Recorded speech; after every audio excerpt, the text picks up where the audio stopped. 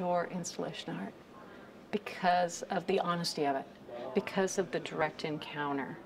You know, you can do a little dollhouse, and I envy the people who are able to scale things down and control them in small sculptures. I'm called to do something different. I'm called to the fact that, you know, you take something so common that we see every day that, you know, like, you know, every day we pick this up and we don't even think anything of it. It's just, it's a salt shaker, you know, fine. But there's something about the authenticity and the reality of the moment and installation art that I can be a part of it physically in my body and fit into its world. I love installation so much because I can put a body into it. I can put the person into this real realm. And I tend to speak in the terms of anything used to me speaks of a life and the authenticity.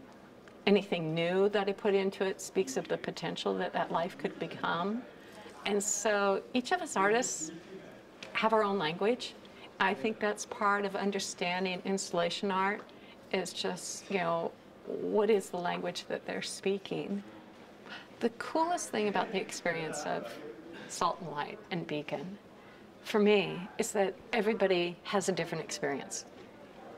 And, you know, it may be that they see their grandma's salt shaker and they're past there, that reality. And I'm hoping that there's a salt shaker in every one of these that people can physically, emotionally connect with, because that's how we are with a group of friends in our Christian community.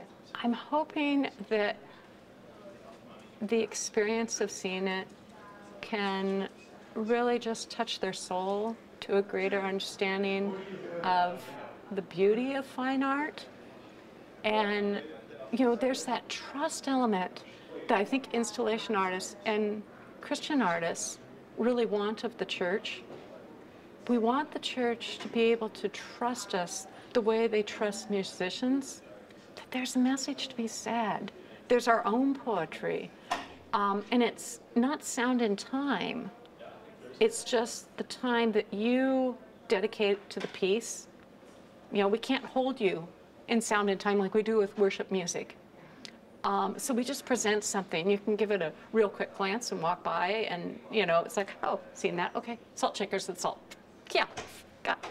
And then there's also the moment of just sitting down and trying to let God speak through the moment and really enrich and renew your soul. If that happens with anyone, that is the coolest thing in the world. That is just so cool. I'm just privileged and honored to be able to do this here.